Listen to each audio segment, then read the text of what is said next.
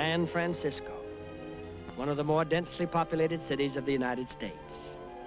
People have gathered here for reasons of commerce, shipping, industry, and some just for the sheer pleasure of living in this picturesque city which rises sharply out of the Pacific Ocean. Across the continent on another ocean is another city, New York. This city is the financial center of the country. Here, people participate in the industrial and artistic endeavors of a metropolis. Bounded on all sides by water, Manhattan has built itself high into the sky.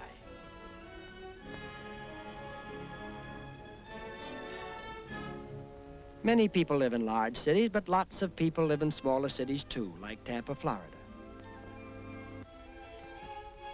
Like most countries, however, the United States is made up mostly of small towns. For reasons best known to themselves, people choose their town.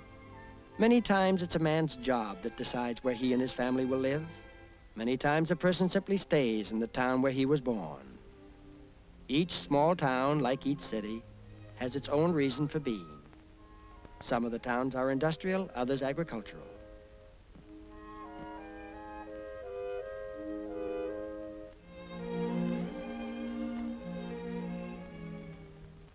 In the state of Alabama, across the Coosa River, where the Appalachian foothills end, is the town of Wetumpka. This was a town built to serve the needs of agricultural people, and that's still its main purpose. Wetumpka is the county seat of Elmore County, but it serves 3 bordering counties as well. Farmers from the surrounding communities can pretty well buy what they need here and sell what they have for the market. It's a good town for Saturday nights, too. Being the county seat, they have a fine courthouse. Nice new post office, too.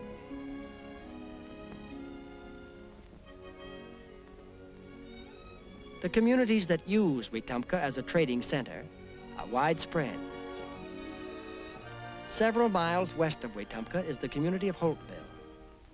It's a scattered community, no post office, no telephone exchange. The people are farmers. They live a long way apart. They don't have any industries or stores all gathered in a place that you could call a town. This is the way Holtville looks at a busy time of day. It's a busy time of day, all right. The men are out working in their fields, and the women are busy in their homes. The cotton gin down the road runs full time during the harvest season. You'd think Holtville was pretty big to see the dam private industry built here in their community. But this is a dam that serves the whole of Elmore County, bringing to the people inexpensive electrical power.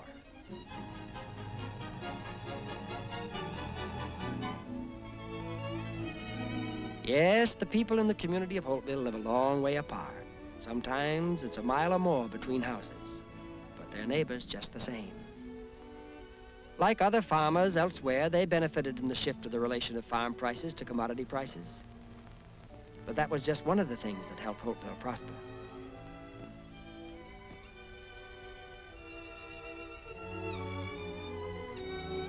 A community usually has a focal point. In this community, it happens to be the Holtville School.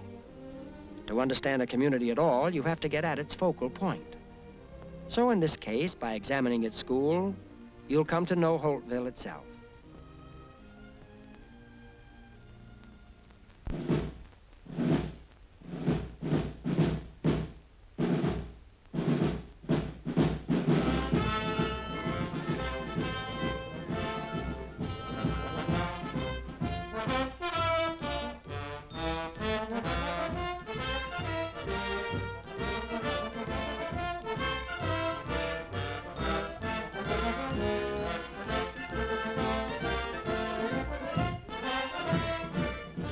These children are practicing for the big day, homecoming.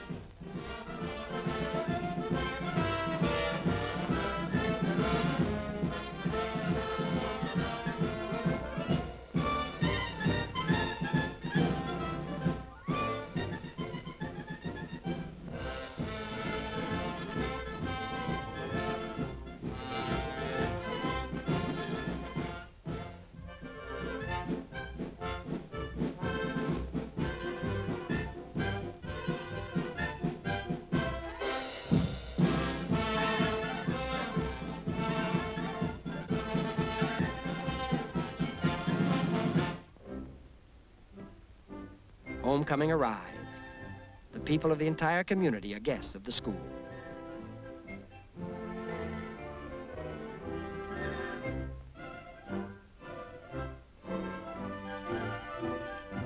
On the morning of homecoming day, the primary grades take over the program. Everyone is having a good time and getting something that the community needs besides. For these people have participated in a vote, an unusual vote, for here their votes cost money. The vote selected the junior homecoming queen. The money will be used for the school dental clinic. In the afternoon is the big football game. This is one game that Holtville has to win.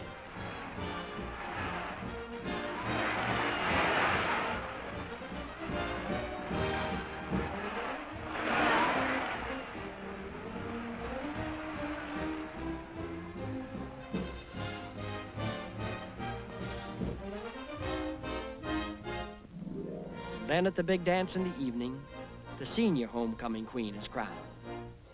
Her votes help to pay for the homecoming expenses.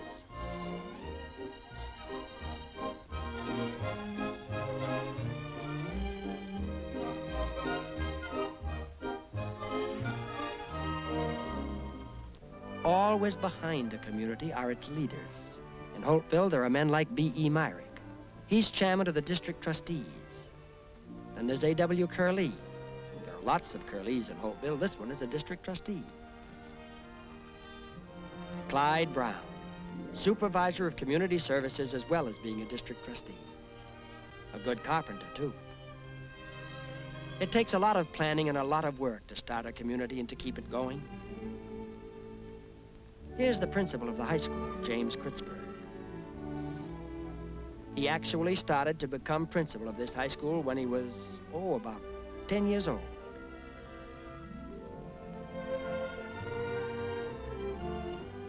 This is James Kritzberg, 10 years of age.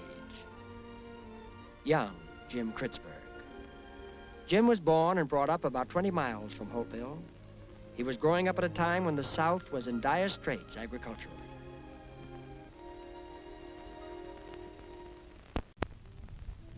It seems you could put in seed by the bushel and still have only a few stalks come up to the sunlight. Even what you got wasn't any good. By unwise and wasteful methods, land that was rich and plentiful was now scarce and impoverished. The problem, ignorance. Ignorance of the land itself. Ignorance that was shared everywhere. The land would be all right at first, then it would wear out, as the farmers put it. And you had to move on to another farm, another days of planting and hoping. A man couldn't live very fine that way.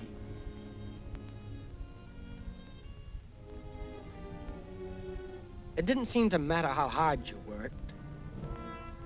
You never got any kind of crop anyway. There were no mechanical tools to make a man's work easier. They couldn't afford to buy them. A man just had to figure that it was going to be the same way next year and the years right on after that. But maybe when you hated it the most was when you'd see your son doing the same thing as you. Just no change at all. It would be better maybe to drive your son off the farm, get him off someplace where he could make a living. No, it wasn't that a man was lazy. He worked all right. It was just that he got nothing for his work. The very young felt this hopelessness, too.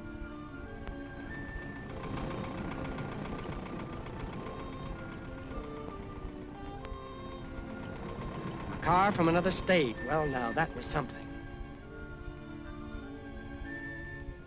Michigan. That car is from way off in Michigan. Do you think we'll ever go there? You couldn't blame them for the way they felt. It wasn't just the natural excitement of children about something far off. They felt a need to get away.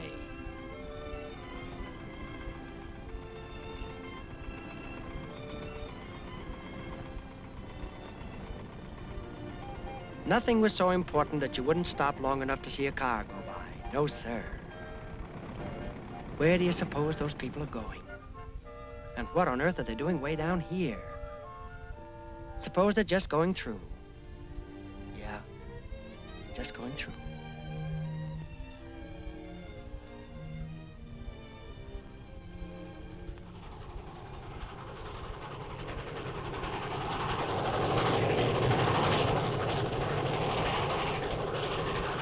Of course, the speed, the length, and power of a train were always exciting.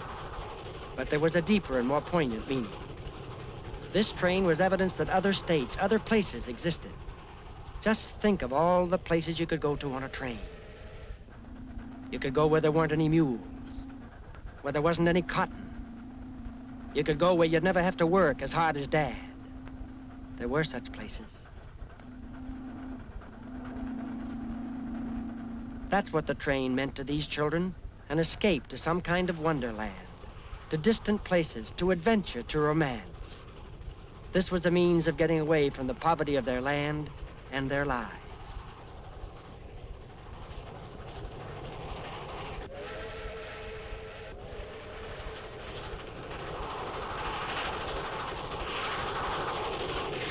But to Jim Kritzberg in a neighboring county, the train had another meaning. Sure, he was excited by the power, the speed, and the length of it, but his reaction was different. This train was a product of man's planning and intelligence, evidence of man's infinite capacity for solving his problems if only he would face them. Certainly a train carries things to strange and different places, but a train that goes away from you comes to you first. If a train was a means of escape, it was equally a sign of hope. His disturbance came not so much from the fact that there was a problem, but from the attitude of his elders towards that problem.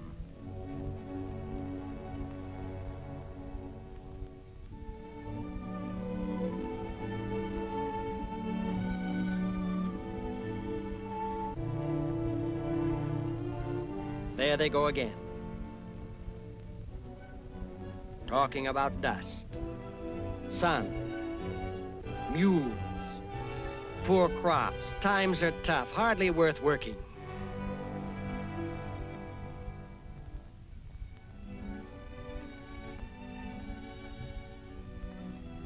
Why doesn't anybody ever say, what can we do about it? The land did good things for some people, lots of people. The soil that produces this beauty must be good, he figures. It has to be. Jim likes this country, the way it looks, the way the dirt feels between his toes, the way it smells. Of course the land is good. Things do grow without any help. He could remember his grandfather saying how rich the land used to be. There's water, sun, and besides, this is home.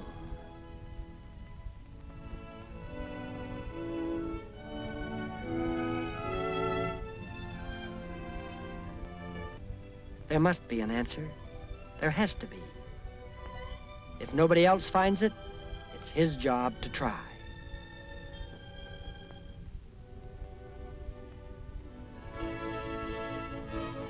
Of course, events sometimes keep you from doing what you'd planned, just when you planned to do them. This happened to Jim with the First World War. And then there are other things that catch up with you and make you happy, like a marriage.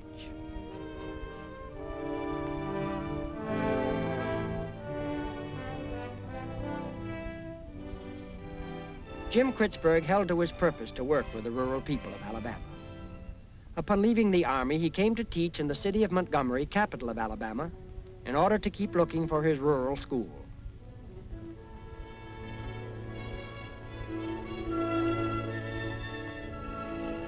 Although he didn't know it, about 25 miles away, a community was looking for him.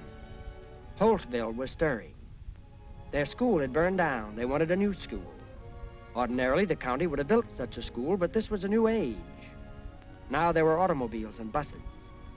Wetumpka, the county seat, thought it would be better to add a wing to their school and bring the Holtville children in by bus.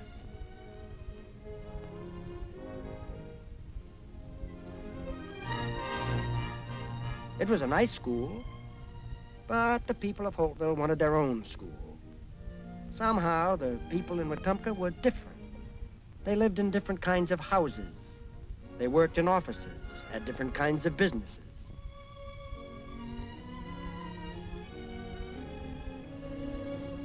The Holtville children were just plain farm folk. So the people of Holtville talked among themselves. They planned various fundraising functions. And finally, after many months of working and planning, they raised 6,000 hard dollars from their small earnings. Dollars which said, "We want our own school." They got it. While the school was being built, they held classes in the church and began looking around for, yes, a new principal. They found him, James Kritzberg.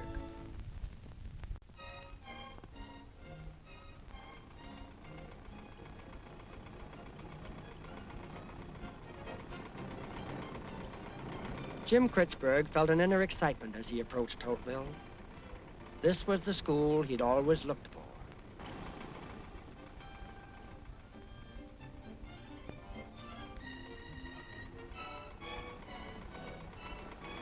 The first stop was at A.C. Allen's store. A.C. was president of the County Board of Education. This is A.C.'s son, with a normal interest in events of the day. And this was an event.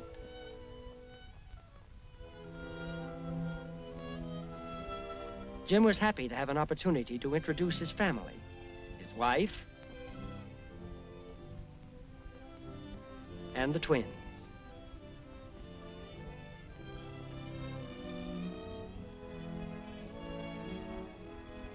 Mr. Allen tried to make them feel at home.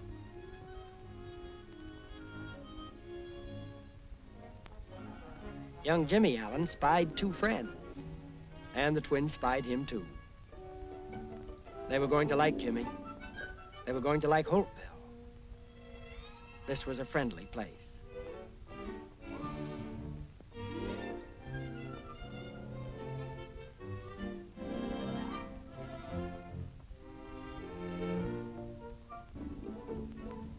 That fall, the new school opened. The Board of Trustees came for opening day. Although they had their school and their principal, and classes were functioning, much of the important work was taking place off the school grounds. J.R. Formby was brought in as vocational agricultural teacher, at the same time that Jim Kritzberg was obtained as principal. Mr. Formby's salary was paid partly by the federal government and partly by the state.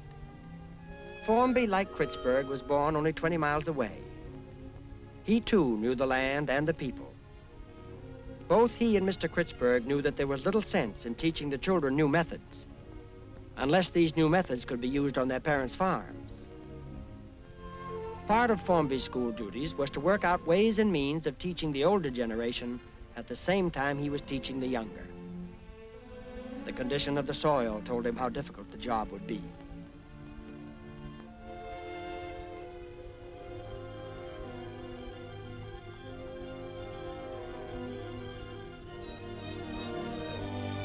Formby would spend some part of every day visiting the farmers in their homes, making himself known.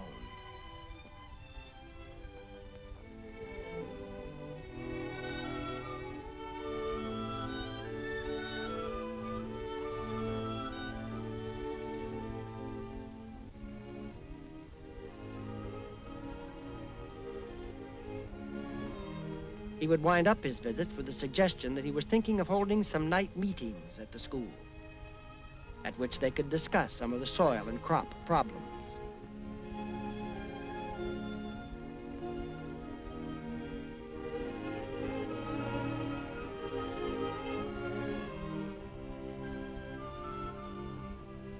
He was careful not to call the meeting a class. That would be a touchy subject. Older people don't like to think they have to go back to school.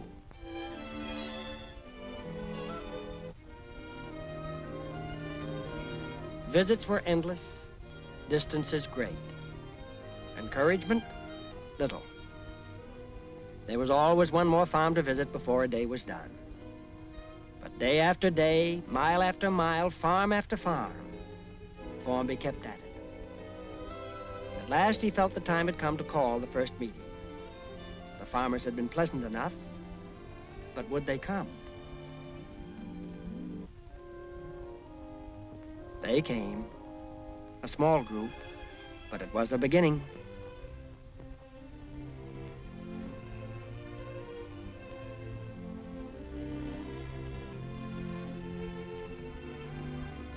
They listened, but did they hear or care? From their unresponsive faces, Formby couldn't tell. As one man put it when the meeting was over, why, he'd ward out 3 farms while Mr. Formby was learning. This wasn't it. Talk alone wouldn't do it. These men would have to be shown. He would keep up the classes, but he would also grow something, show them what he was talking about.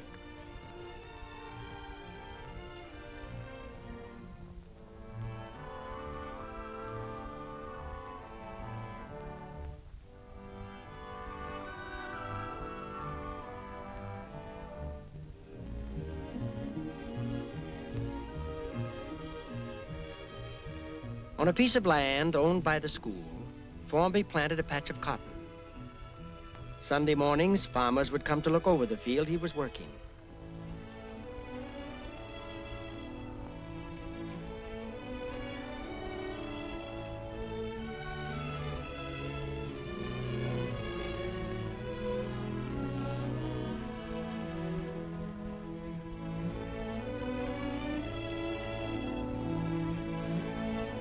A farmer may not pay much heed to talk. He hears a lot of talk. But he knows a good crop when he sees it. And this was a good crop, better than theirs. All 4 of these men admitted it was better than theirs. Maybe this man Formby did know something.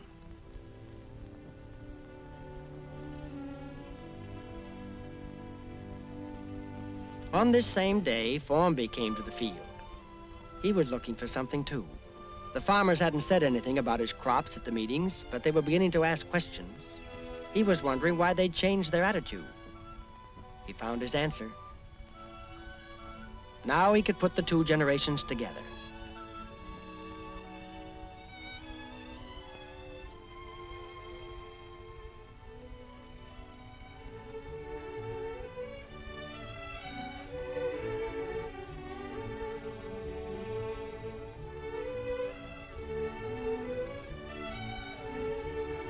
By the project method, a project on his father's farm, Mr. Formby could teach a student new methods and know that the father would watch with interest. A project worked like this. Take Johnny Nixon's case. Mr. Formby came over to explain it all to Mr. Nixon.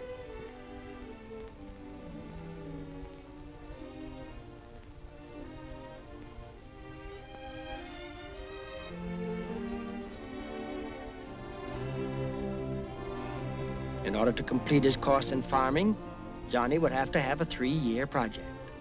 And for that project, Johnny needs land. The school will furnish seeds and information. Johnny will do the work, but the boy needs land and fertilizer. Johnny will do all the work himself, but the fertilizer had to be furnished in the kind and the amount specified by the school. Mr. Nixon decided to let Johnny have a piece of land for his project. It would be good for the boy at school, and besides, it might be good to see one of these projects worked out on his own land. That's what he thought to himself. This way he could get all the details.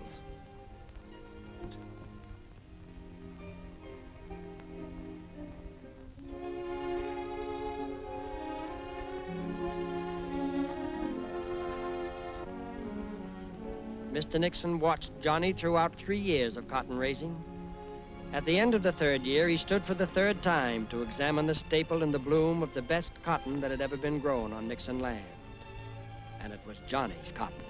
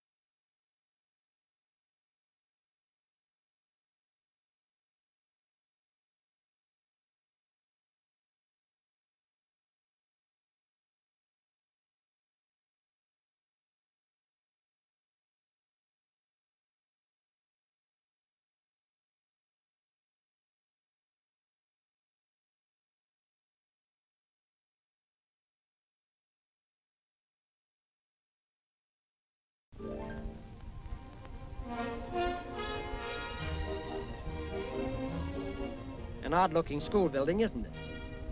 It should be. It houses a few surprising educational projects. A young farmer today has to know his car and machine tools as well as his grandfather knew his horses and mules. A full-fledged machine shop. This shop serves the community from the making of cotter pins to the rebuilding of hydroelectric equipment.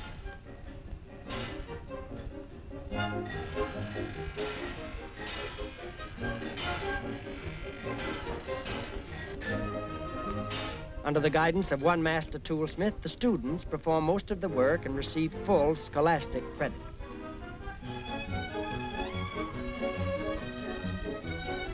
If you lived in Holtville and needed some work done on your car, you'd undoubtedly send it to the school repair shop. As with the machine shop, here the students work under an instructor, learning how to take care of the engines and the bodies of all kinds of cars.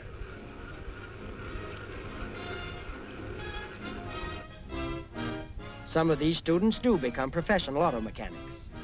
But the purpose of the course is to see to it that the young farmer is able to keep his automobile in useful condition.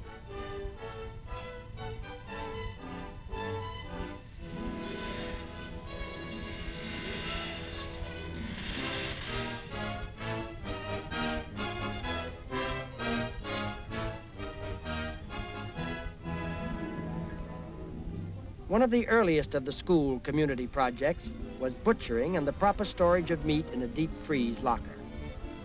Originally, Mr. Formby taught the boys to butcher. Now, one of Mr. Formby's pupils has become the teacher and the manager of the deep freeze plant.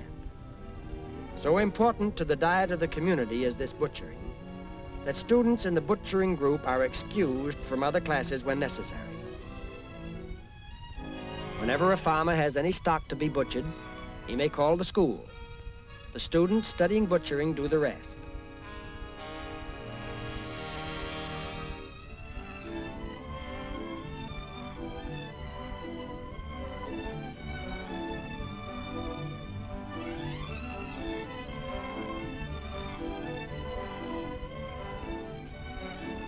After the meat has been properly cooled in the refrigeration room, the boys are taught how to butcher it. As with the other projects, the education of the student is geared to a service to the community. The community service isn't on a charity basis. A proper fee is charged, and the school derives revenue to carry on its operations.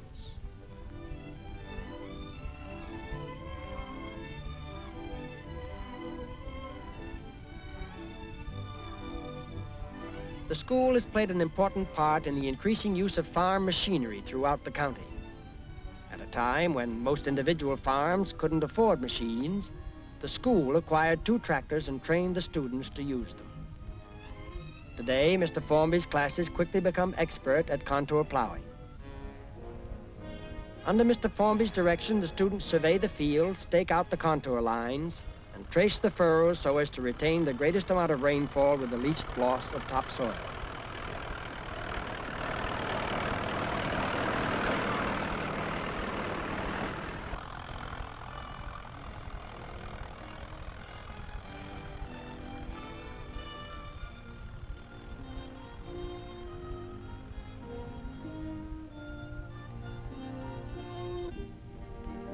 Being born on the farm doesn't mean you have to be a farmer.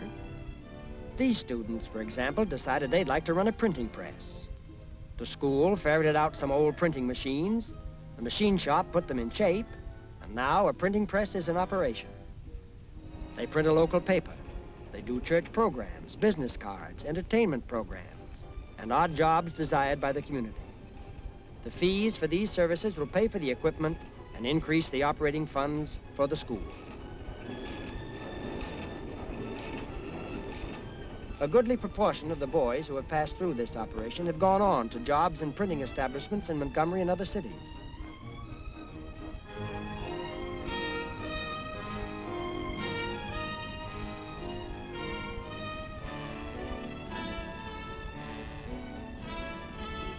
The boys doing editorial work here are learning to express themselves in clear English and are given full academic credit in English for the time spent in shop.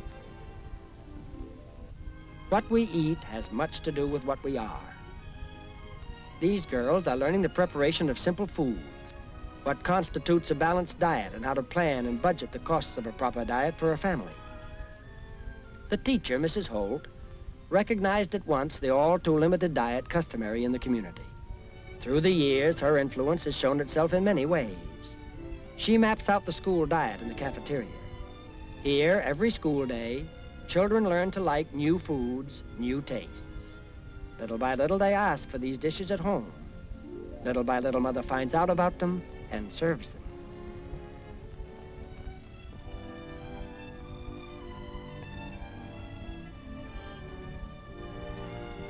The older girls set home projects for themselves.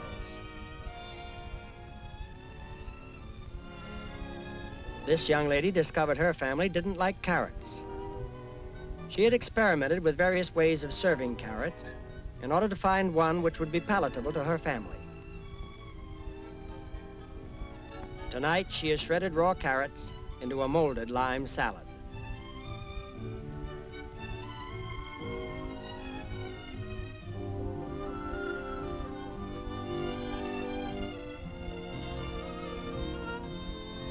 Tonight, it's project achieved.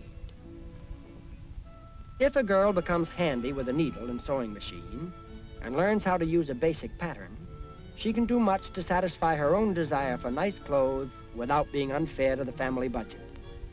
Frequently, a girl will set for herself a home project to make an article of clothing for another member of the family.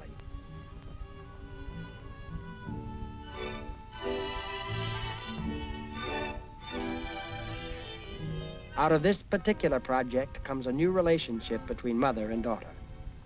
Mother now knows how much her daughter cares, how she looks.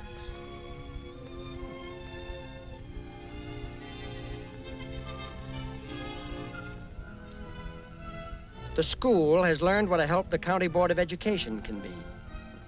The Board of Trustees and Mr. Kritzberg come to Wetumpka regularly to discuss school problems with the county superintendent and members of the County Board of Education. The board, too, has learned to respect the Holtville requests, because Holtville is always ready to do its share to keep expenses at a minimum.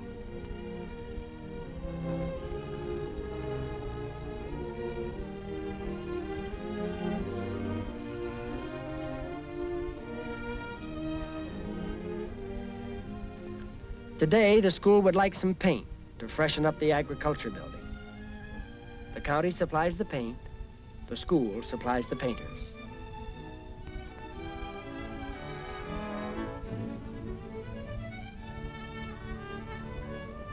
The students, under the direction of a teacher, run their own store, handle the money, and check the daily orders. There is space also for a variety of games and recreation. The campus has 2 good tennis courts and a regulation football field.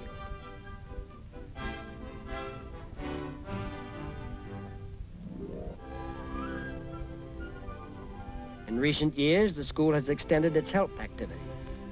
One end of the science building houses a dental clinic.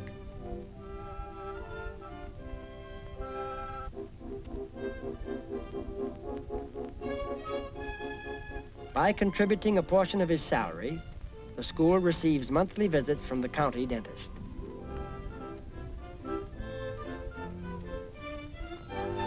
Good teeth are a primary factor in good health. First graders get a thorough examination, for the earlier you start good care of the teeth, the less trouble develops later. In the last 4 years, the community has reduced the number of cavities found in the teeth of first graders by more than half. Now, fella, it's not that bad.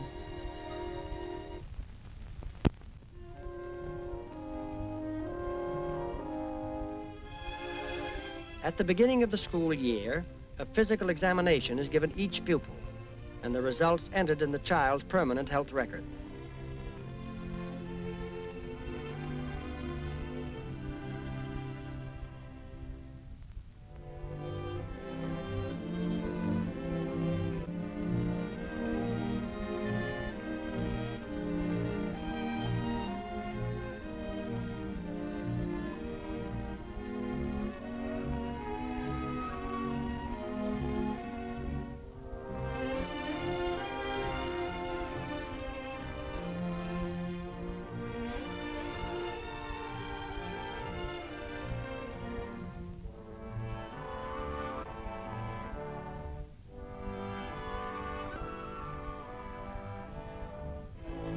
what goes on here at Holtville has become of increasing interest to other schools in the state and even beyond the state. Each week brings a group of visiting teachers or educators who review the activities of a school day and then meet with the faculty for questions and discussions.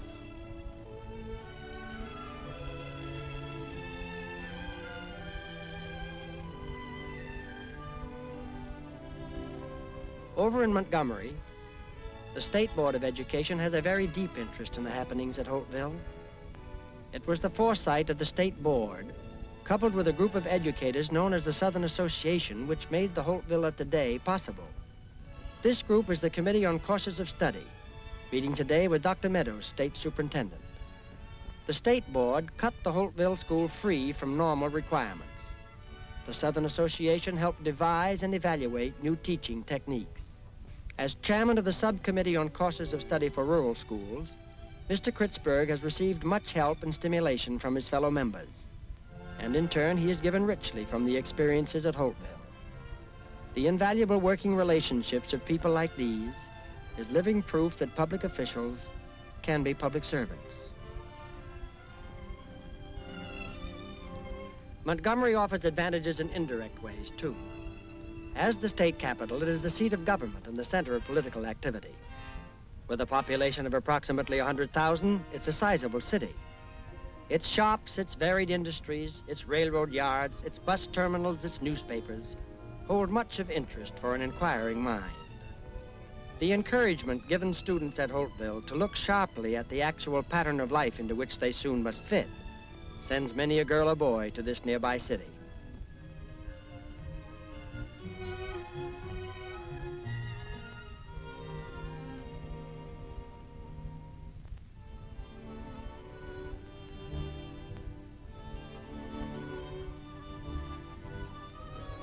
This bright Saturday morning, young Joe is coming in on a special mission.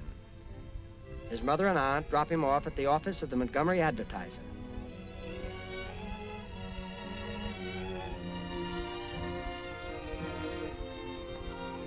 No one has made any arrangements for Joe. This visit is part of his current project at the school, and the responsibility for its completion is his alone.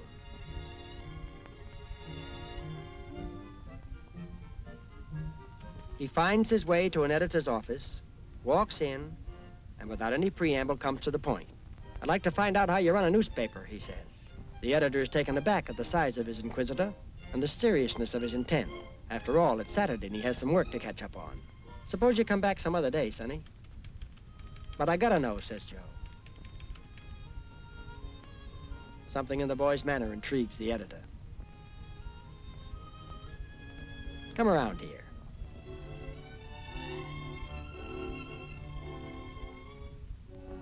"Why have you got to know?" "Because," Joe says, "I go to a school where we have projects. My project is to find out how you run a newspaper. I got to tell them on Monday, so I got to know today." The kid was perky. He answered right back. Besides, he's in a spot. "Well, come on, Sonny, let's get started." They go first to the city room. The assignments are made here by the city editor and written by reporters.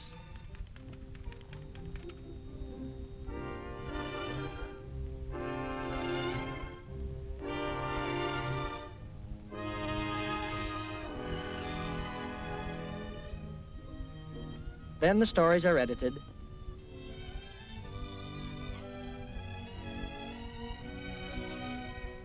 and sent down the chute to the composing room.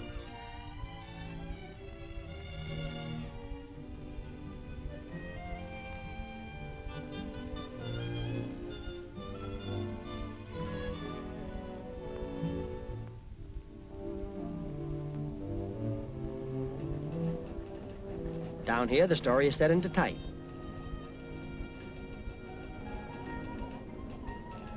Joe begins to feel at home now. He meets the managing editor.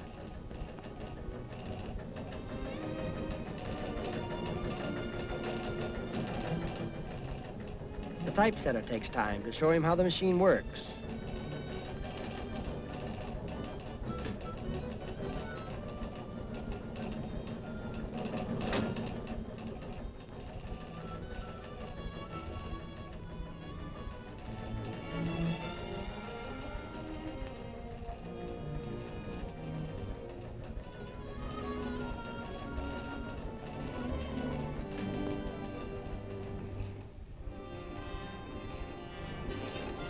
Next, a visit to the press room, where the foreman gives Joe a clear explanation of how a paper is printed.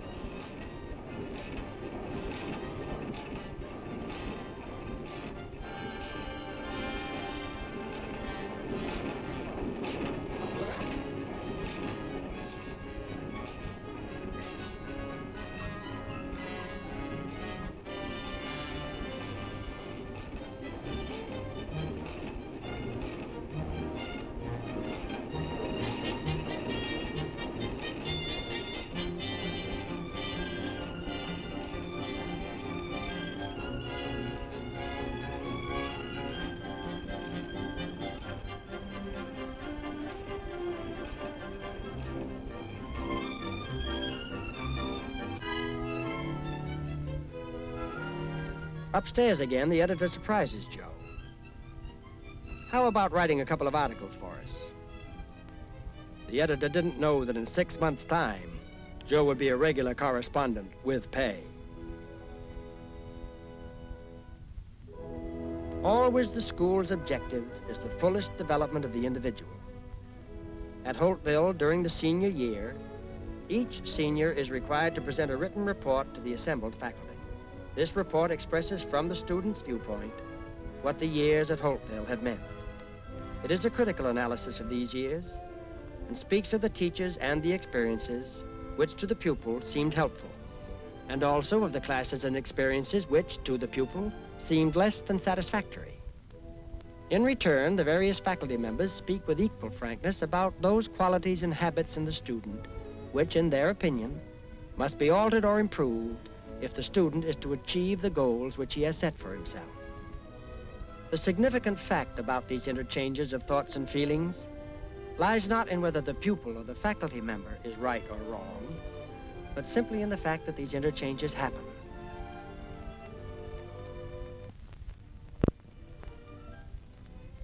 In the building which houses the deep freeze locker is a canning plant. If the boys by butchering could increase the meat diet, the girls decided they could help by keeping vegetables and fruits on the table by starting a canning plant. Whenever a group of students comes up seriously with a project, the school considers itself obligated to help them get the project underway. By asking questions, the school found that the state had a canning plant which wasn't in use. They obtained the plant on loan from the state, and now in the harvest season, students, families, and friends keep the plant running at capacity.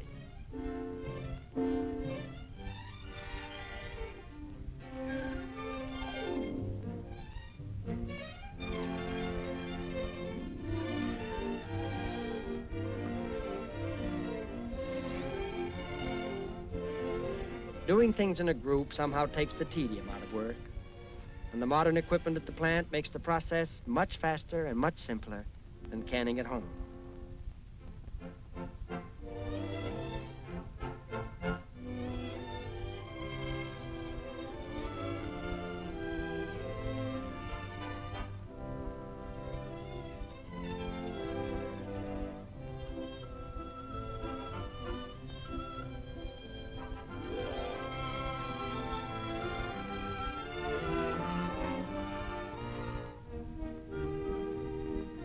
When the cans are ready, the food is taken home.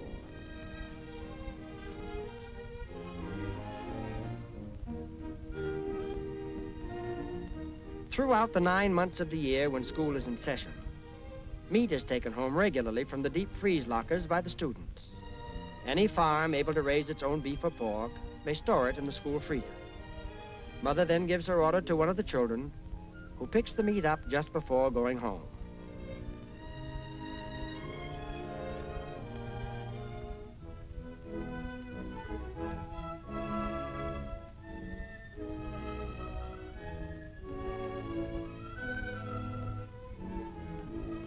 With classes out and school over for the day, the buses take the children and the meat back home.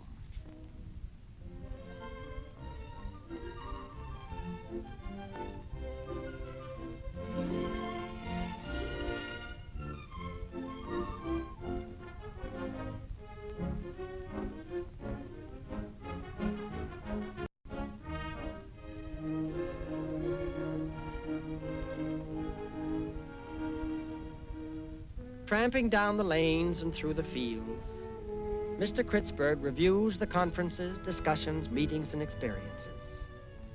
Sharply and critically, he asks himself, what are we driving at? Increase each student's ability to earn his living well. Teach him to use what he has to the best advantage. Improve his critical judgment so he may know what he needs next most. Learn the value of health to accomplishments and pleasures. Recognize his responsibility towards the family welfare. Realize that helping a neighbor solve his problem or overcome a difficulty is the deepest kind of self-interest. These are the goals of a practical education at Holtville. Almost any evening in a corner store, there's talk about crops, the weather, politics. Of course, there's always the telephone to interrupt when the talk gets good. What? Fire? At the Holtville school?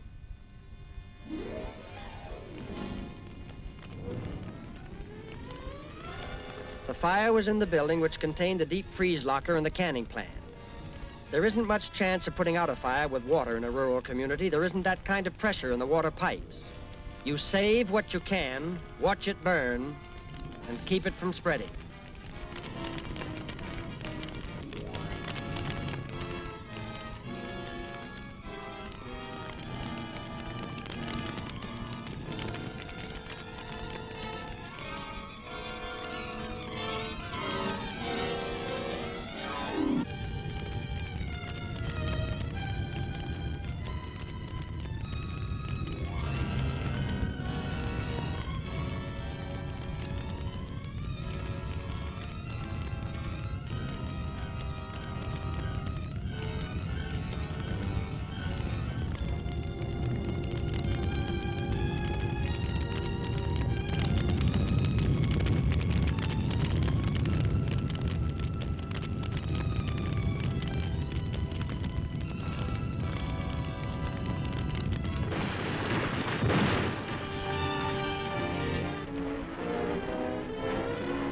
There's no insurance, not a penny of insurance. Don't ask why, it's one of those things that happen. They knew school insurance was needed, but there were problems concerning the type of insurance which could be made available. The answer wasn't quick enough, that's all.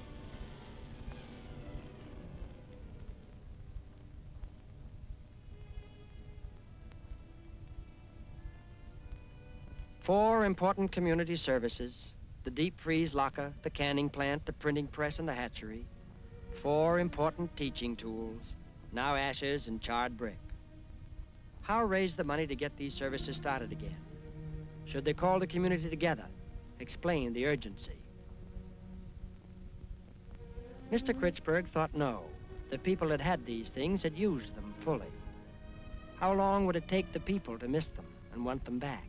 The people should answer this question, not the school.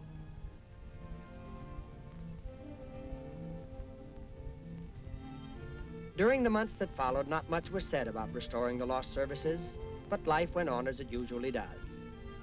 The school is also the recreational center for the community. Here in the gymnasium, once every week, whether school keeps or not, the men and women gather for some plain and fancy bowling. There's only one alley, and that one homemade. But the heat's on when the pinballs start to roll.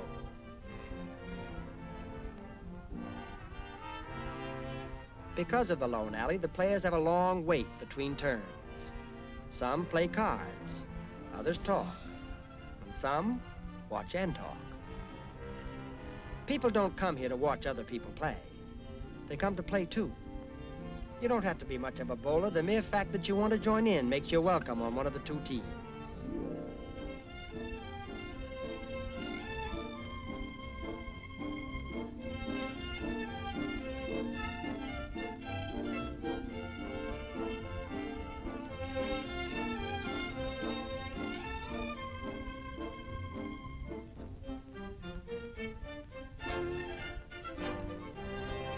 Farm life isn't so lonely if you can get together once in a while in the evenings and have a little fun.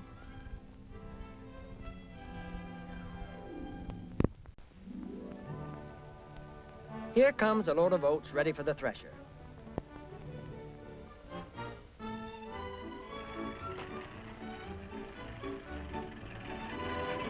The threshing machine was bought several years ago by the school. Matter of fact, it was the first machine the school bought as a community service to enable farmers to grow oats as a rotating crop.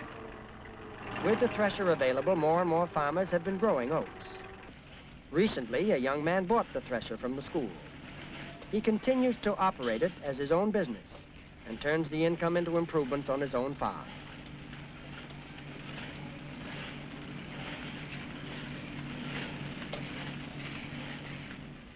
When the community expresses a need, the school undertakes to meet it. When the project develops to the point where it can support itself, anyone who wants to may buy the equipment from the school and carry on the service as his private venture.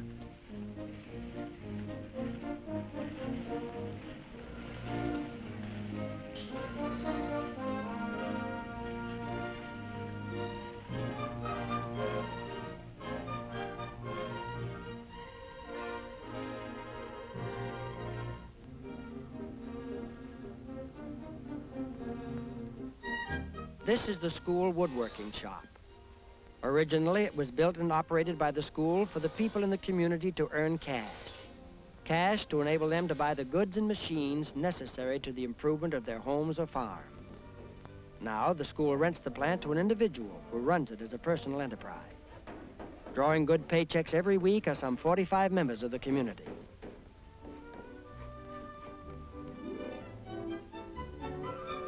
The new deep freeze plant. The people did miss it. They had to have it back. This deep freeze alone is as large as the whole building that burned. With 2 or 3 experts to help and guide, the students built this plant themselves.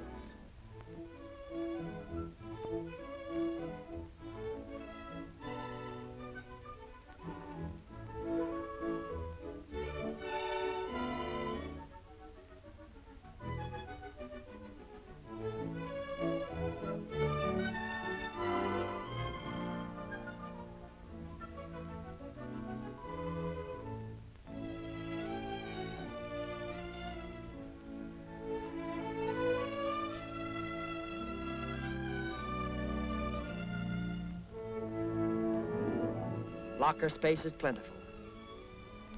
Habit is a strong force. The people became used to eating meat regularly. Now it's a necessity. More and more farmers are raising their own beef and pork. On any Saturday afternoon, you'll find the deep freeze a busy place.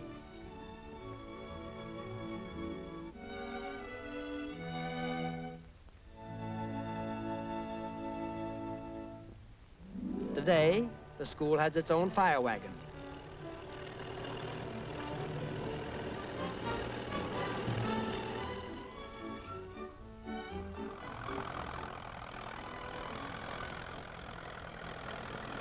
Throughout the community, tractors and farm machinery are becoming common.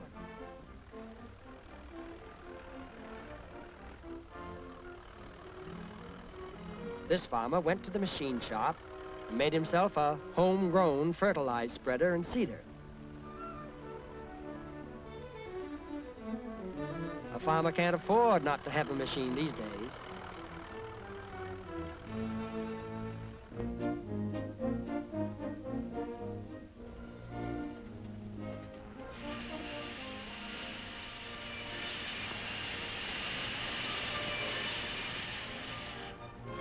This farmer had the machine shop build him an eccentric. And now he shakes the pecans from his trees with his tractor.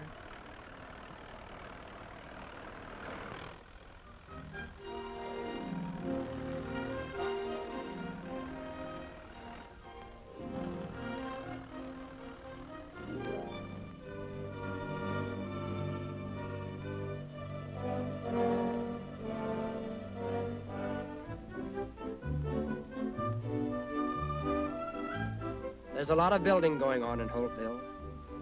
The old folks are sprucing up. More and more of the younger people are staying in the community. Even some of those who went away to college are coming back and settling down.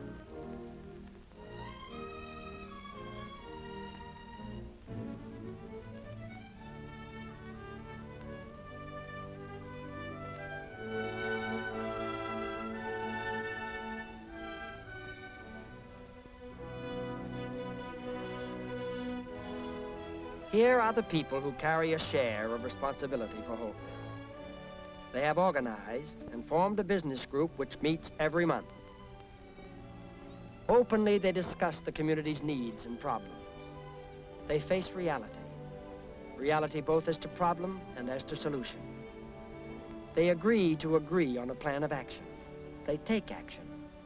If the action proves a mistake, they try again. Many more projects have failed than have succeeded, but they keep on trying until the problem is solved. All of this has taken years. Years of getting to know each other. Years of finding out how to work together. Years in which they have developed mutual trust and confidence.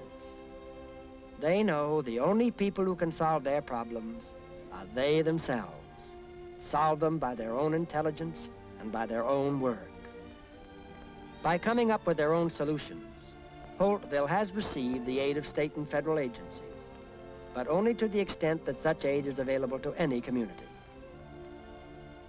They face the future with confidence, for they have learned that a man and his neighbor are strong, and that a man and all his neighbors are stronger still.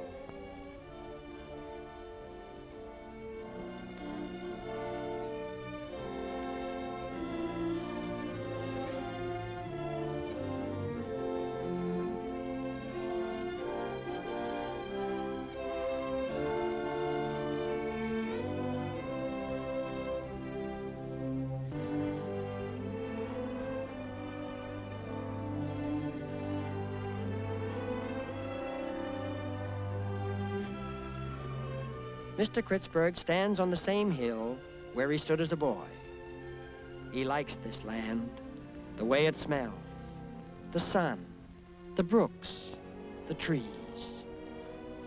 And he likes the people who have shared with him the experiences of rediscovering that man has an infinite capacity for solving his own problems. Yes, this is home.